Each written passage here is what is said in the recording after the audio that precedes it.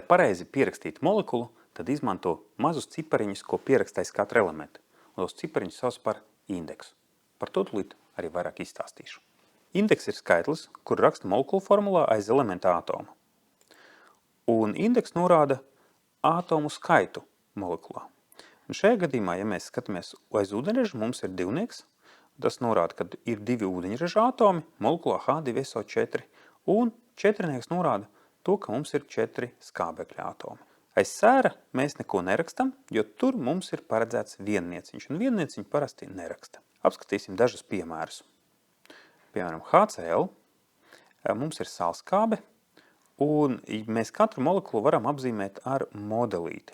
Un šajā gadījumā mēs redzam, ka mums ir divas bumbiņas, tad katru ātomu apzīmē ar vienu bumbiņu, un mums ir 2 ātomi kopā.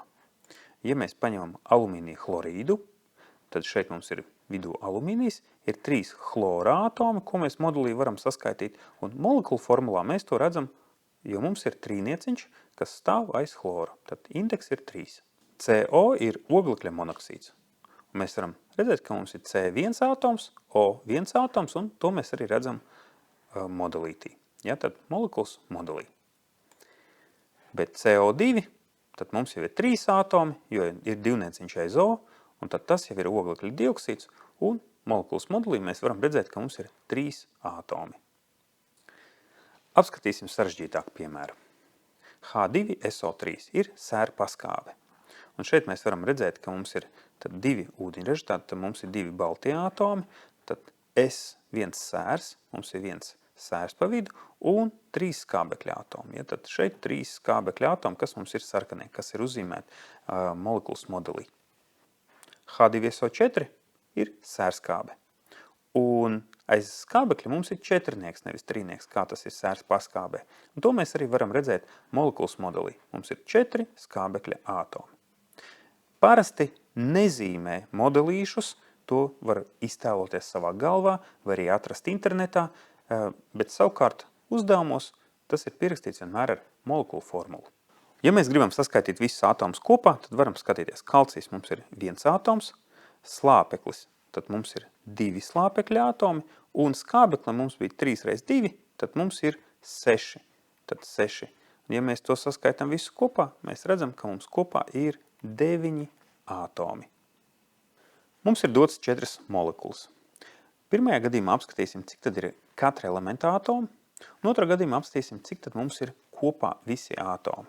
Tad nātrija chlorīds mums ir 1 nātrija un 1 chlorātoms. 1 plus 1, un kopā tad mums ir 2.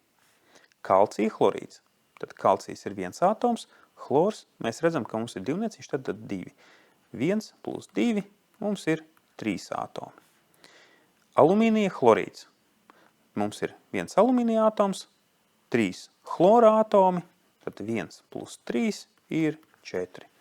Un attiecīgi pēdējā molekulā alumīnija ātomi ir 2, skābekļa ātomi ir 3. Tad 2 plus 3 mums ir kopā 5 ātomi. Paņemsim nedaudz sarežģītākas molekulas, jo molekulas var sastāvēt ne tikai no 2 elementu ātomiem, bet no 3 un vairāk. Nātrija hidroksīds. Mēs redzam, ka mums indeksi nav, tad mums ir nātrija ātoms, skābekļa ātoms, ūdeņraža ātoms, tad mums ir 1, 1, 1, un kopā tie ir 3 ātomi. H2SO4, tad mums ir 2 ūdeņraži, 1 sēra un 4 skābekļi. Tātad 2 plus 1 plus 4. Un kopā tie mums ir 7 ātomi.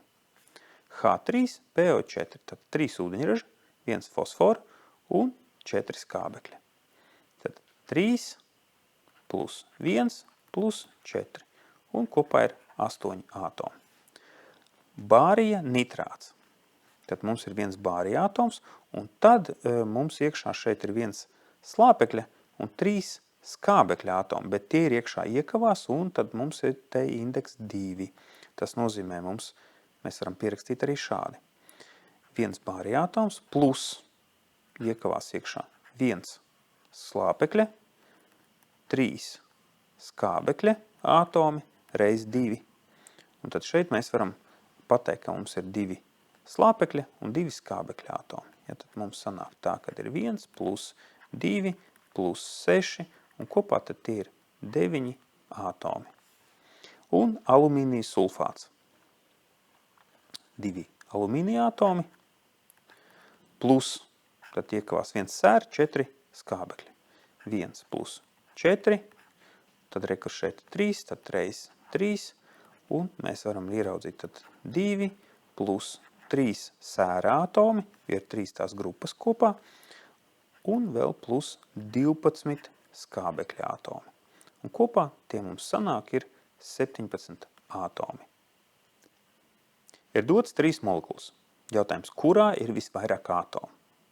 Tad ņemam un skaitam. Mēs redzam, tad mums ir 2 nātrija, 1 ogleklis un 3 skābekļa atomi. Tātad 2 plus 1 plus 3. Un kopā tie mums ir 6 atomi. Kalcija sulfāts.